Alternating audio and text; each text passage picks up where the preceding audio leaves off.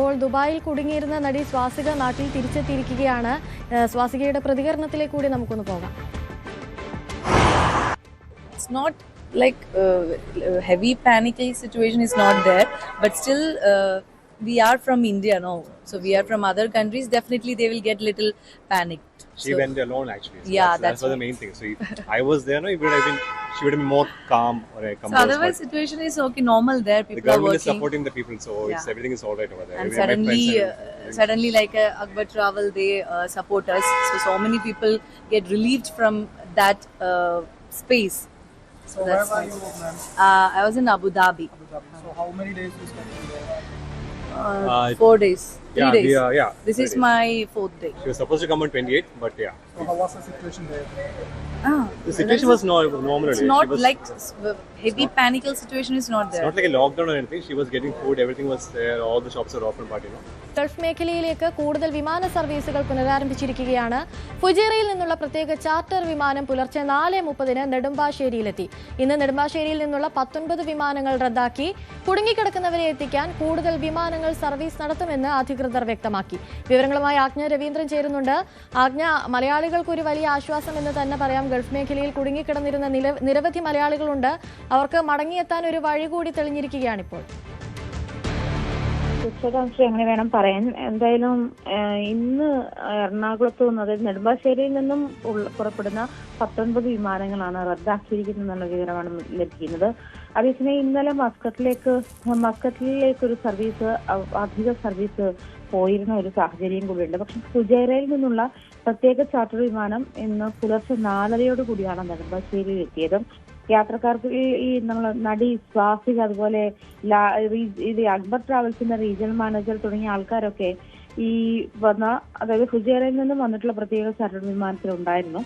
പശ്ചിമേഷ്യയിലെ ഈ യുദ്ധ സാഹചര്യത്തെ കണക്കാക്കിക്കൊണ്ട് തുടർന്നാണ് അടിയന്തരമായിട്ട് വിമാനം ഒരുക്കുന്ന സാഹചര്യം ഉണ്ടായത്. ഈ കുട്ടികൾ ഉൾപ്പെടെ 186 യാത്രക്കാരാണ്. അതുപോലെ അവര് മുംബൈയിലേക്ക്, അതുപോലെ 187 യാത്രക്കാരാണ് മുംബൈയിലേക്ക് ഉണ്ടായിരുന്നത്. അതുപോലെ കൊച്ചിയിലേക്ക് 186 യാത്രക്കാരും ഉണ്ടായിരുന്നു. ഫുജൈറയിൽ നിന്നും അതായത് മുംബൈയിലേക്കും നെടുമ്പാശ്ശേരിയിലേക്കുമാണ് സർവീസ് നടത്തിയത്. അനുശ്രീ. ശരി, ആജ്ഞ രവീന്ദ്രനാണ് കൂടുതൽ വിവരങ്ങൾ നൽകിയത്. മറ്റൊരു വാർത്തയിലേക്ക് പോകുമ്പോൾ കരിപ്പൂരിൽ നിന്നും ഗൾഫ് രാജ്യങ്ങളിലേക്ക് പുറപ്പെടേണ്ട 32 വിമാനങ്ങളും കരിപ്പൂരിലേക്ക് എത്തേണ്ട 26 വിമാനങ്ങളും റദ്ദാക്കിയിട്ടുണ്ട്. റിയാദിലേക്കുള്ള ഫ്ലൈറ്റ് നാസിന്റെ സർവീസ് മാത്രമാണ് ഇന്ന് കരിപ്പൂരിൽ നിന്നുള്ളതെന്ന് വിമാനത്താവള അധികൃതർ അറിയിച്ചിട്ടുണ്ട്. CB അനുമോദ് ചേരുന്നുണ്ട് കൂടുതൽ വിവരങ്ങളുമായി. അനുമോദ്, ഇതിൽ ലഭിക്കുന്ന കൂടുതൽ വിവരങ്ങൾ എന്തൊക്കെയാണ്?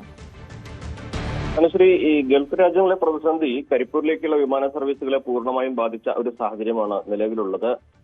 ഇന്ന് കരിപ്പൂരിൽ നിന്ന് പുറപ്പെടാൻ ഉച്ചവരേക്ക് ഷെഡ്യൂൾ ചെയ്തിരുന്നത് 32 വിമാനങ്ങളാണ്.